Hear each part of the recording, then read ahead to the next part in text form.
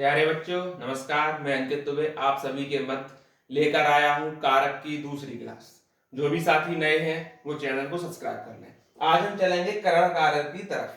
करण कारक क्या है? तो करण का शाब्दिक अर्थ होता है साधन, संज्ञा का वह रूप जिससे किसी साधन का, क्रिया के साधन का बोध होता है, उसे हम क्या कहेंगे? करण कारक कहेंगे। तो लिखेंगे करण का शाब्दिक अर्थ साधन होता है। करण का शाब्दिक अर्थ साधन है। शाब्दिक अर्थ साधन है।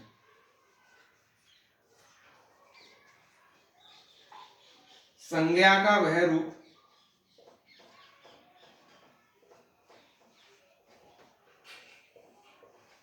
जिससे क्रिया के साधन का बोध होता है, जिससे क्रिया के साधन का बोध हो,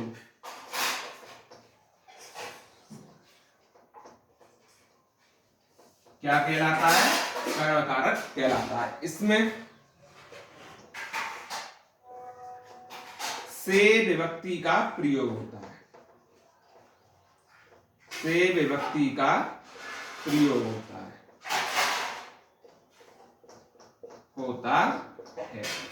अब उदाहरण के द्वारा समझते हैं कि से विभक्ति हम कैसे लगाते हैं। उदाहरण लेते हैं। जैसे उदाहरण हमने लिया, राम ने श्याम को बंदूक से मारा। बंदूक से मारा।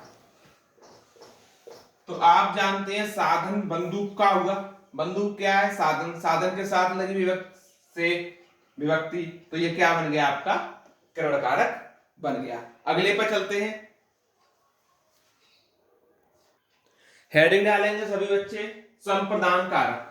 चौथा कौन सा कारक है? तो आप बोलेंगे चौथा कारक है संप्रदान कारक। संप्रदान कारक क्या होता है? तो संप्रदान का मतलब है किसी को कुछ देना। संप्रदान का अर्थ है देना। संप्रदान का अर्थ है देना। जब किसी को कुछ दिया जाए, किसी को कुछ दिया जाए,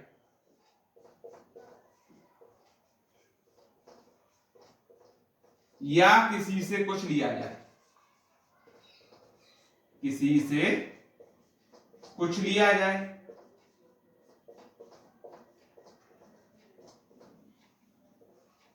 तो हमारा कौन सा कारक लगता है? संप्रदान कारक। इसमें के लिए विभक्ति का प्रयोग होता है। इसमें के लिए विभक्ति, कौन सी विभक्ति आती है? के लिए विभक्ति का प्रयोग होता है।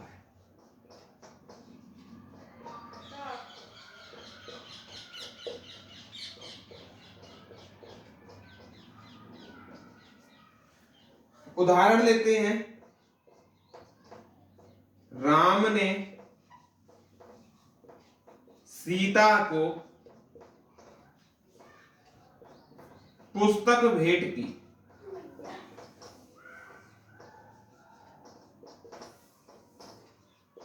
तो इसमें कौन सा कारक है? आप बताएंगे इसमें संप्रदान कारक है। आप बोलेंगे कि इसमें के लिए विभक्ति तो आई नहीं है।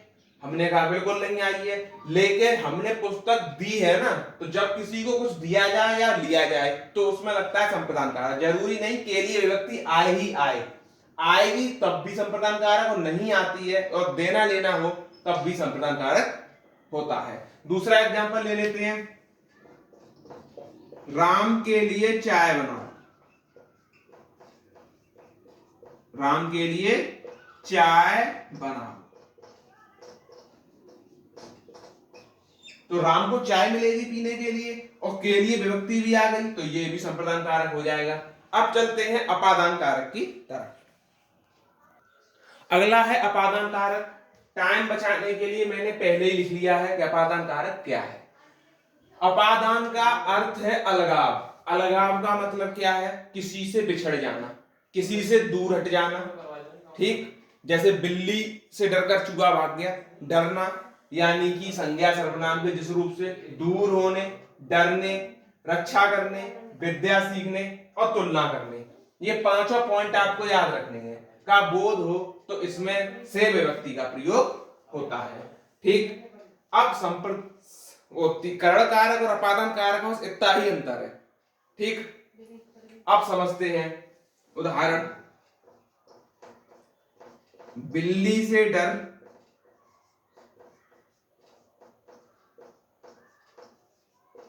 बिल्ली से डरकर चूहा भाग गया, पहला एग्जाम्पल डर के रूप में, ठीक। दूसरा दूर होने के रूप में बोले तो बोलेंगे राहुल छत से कूद गया, यानी छत से हो गया अलग, छत से क्या हो गया, अलग हो गया। और तीसरा रक्षा करने, यानी कि राहुल ने शिवम की पढ़ाई में सहायता की, तो वो सहायता करना या रक्षा करना, ये सब किसमें आते हैं, तो अपादान कारक में आते हैं। आगे बढ़ते हैं संबंध कारक पर।